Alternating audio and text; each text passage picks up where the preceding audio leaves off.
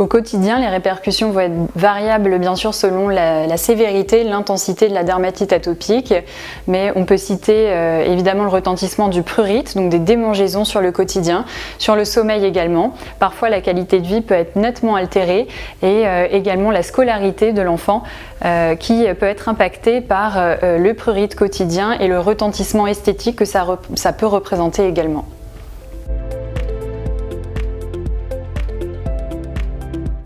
Alors en priorité, il faudra bien sûr hydrater la peau atopique, non seulement pour restaurer cet effet barrière qui fait défaut, mais aussi pour créer une sorte de bouclier contre les allergènes de l'environnement.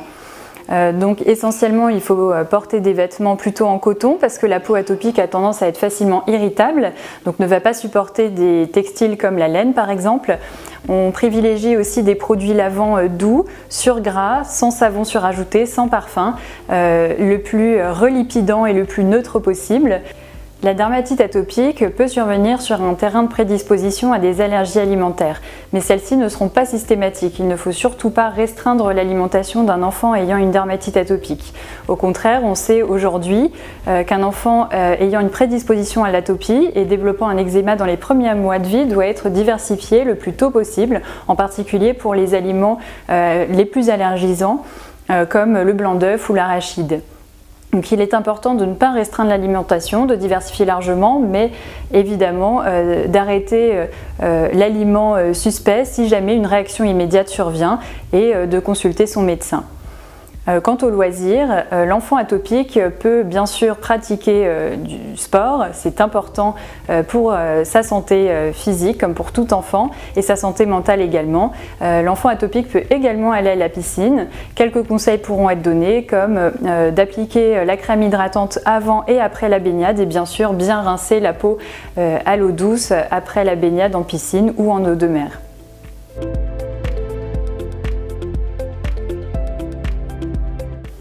La première étape est celle du lavage du corps et du visage, et ce dès la naissance. La peau atopique se lave, contrairement à certaines idées reçues qu'on peut entendre, avec un produit adapté, toujours une huile lavante ou une crème lavante ou un pain sur gras, sans savon, sans parfum. Bien sûr, ces produits doivent être rincés, il est important aussi de le préciser, car non rincés, ils peuvent entraîner des irritations sur la peau de l'enfant. Ensuite, l'étape primordiale est celle de l'hydratation de la peau au quotidien, une ou plusieurs fois par jour selon les possibilités de la famille et la disponibilité de l'enfant. Les produits peuvent s'adapter en termes de texture en fonction aussi de leur localisation d'application sur le corps, le visage, les paupières. Différents produits existent pour mieux soigner les enfants avec dermatite atopique.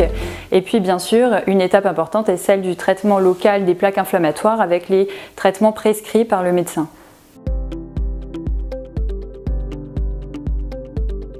On peut tout à fait laver la peau de l'enfant atopique au quotidien, en particulier lors des périodes de forte chaleur ou si la peau est sale pour diverses raisons. Une peau atopique doit être nettoyée parce que non nettoyée, et a fortiori si elle est inflammatoire, donc avec des plaques d'eczéma, elle aura une plus grande tendance à se surinfecter avec diverses bactéries, dont par exemple le staphylocoque doré. Cette étape de lavage de la peau permet aussi de nettoyer les allergènes ou les polluants et éventuellement déposés sur la peau dans l'environnement.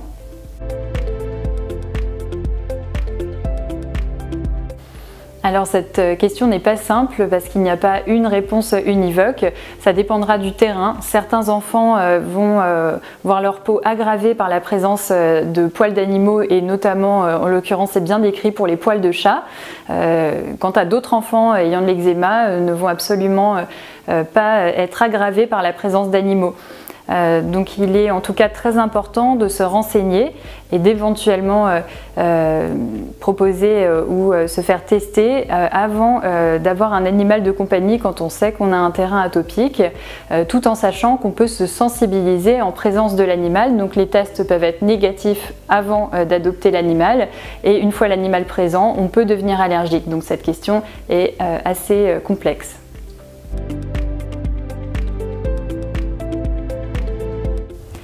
Certains aliments vont Favoriser des démangeaisons chez les enfants avec dermatite atopique. On peut citer le chocolat, les fraises, mais cela ne va pas du tout concerner tous les enfants, seulement certains. Donc en fait c'est du cas par cas et donc évidemment on va adapter l'alimentation de son enfant en fonction de ce qu'il ressent. S'il se démange davantage avec du poisson ou la consommation d'un autre aliment, on évitera cet aliment-là. Bien sûr, s'il y a une allergie avérée, il y a besoin d'une évaluation allergologique, d'un suivi allergologique et d'éviter cet aliment avec des prescriptions particulières pour les cas d'allergie les plus sévères.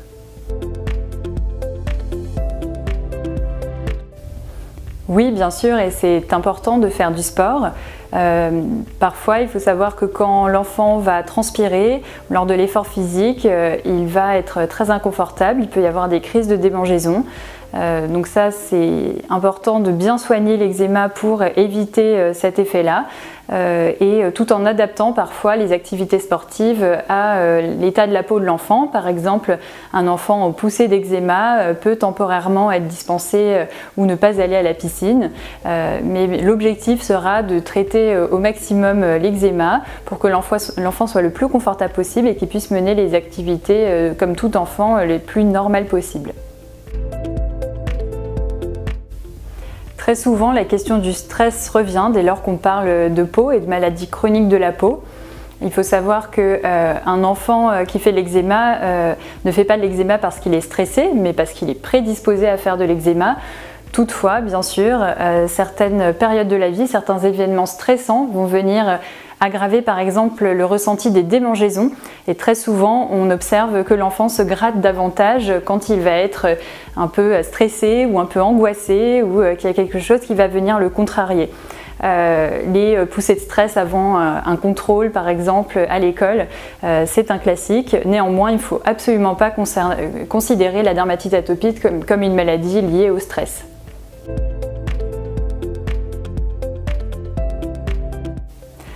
Cette prise en charge peut être proposée pour les patients chez qui on observera un retentissement important de leur eczéma sur leur qualité de vie, sur leur sommeil, sur leur vécu. Certains patients vont ressentir une certaine détresse et vont avoir besoin d'aide qui peut être ponctuelle ou plus prolongée dans le temps. Donc il ne faut surtout pas hésiter à proposer cette aide par divers moyens qui peuvent être la prise en charge en psychologie, en psychothérapie, en thérapie cognitive corporelle, en yoga, sophrologie, relaxation. Les différents moyens de venir en aide aux patients permettent de mieux prendre en charge la dermatite atopique sévère.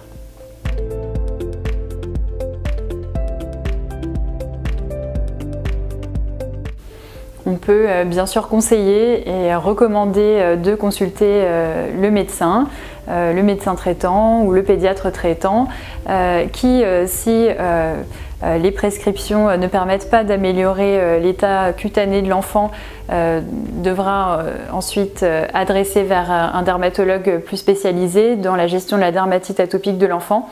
Il est important de prendre en considération cet eczéma et de le traiter de façon adaptée à sa sévérité dans la durée.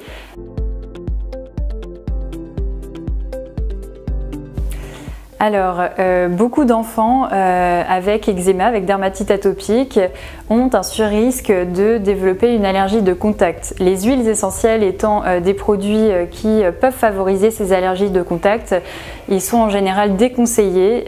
Bien sûr, pour un enfant donné, un produit peut être bien toléré et même sur le long terme. Mais en général, nous déconseillons ce type de produit et surtout en cas d'impression d'aggravation ou de non-amélioration de l'eczéma avec utilisation de ces produits, il faut absolument les arrêter et mettre un émollient, donc une crème ou un baume hydratant basique, sans huile surajoutée, sans parfum, afin de faire la part des choses entre eczéma de contact surajouté, donc allergie surajoutée au produit, et l'eczéma lui-même de l'enfant. Alors non, ça rejoint un peu la question sur les huiles essentielles. Il faut savoir que les huiles ne sont pas de bons hydratants, ça graisse, ça peut aussi favoriser des surinfections. Donc c'est toujours pareil, il faut vérifier la tolérance sur l'enfant et ce ne sont pas les meilleurs produits pour bien hydrater la peau de l'enfant atopique.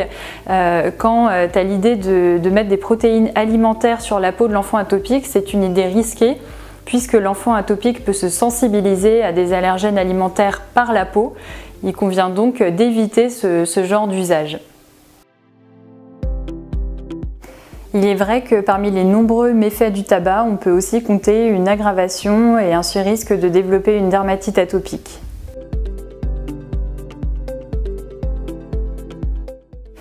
Il n'y a pas besoin d'éviter le soleil. En revanche, il est vrai que certains enfants avec de l'eczéma ne tolèrent pas bien la chaleur, la transpiration, voire même parfois, rarement, il existe une allergie solaire surajoutée. Cependant, il faut quand même citer les bienfaits des UV de manière générale, sur notamment les stocks en vitamine D, sur l'humeur, et sur l'amélioration, dans une bonne partie de cas, des lésions d'eczéma qui peuvent disparaître sous le soleil.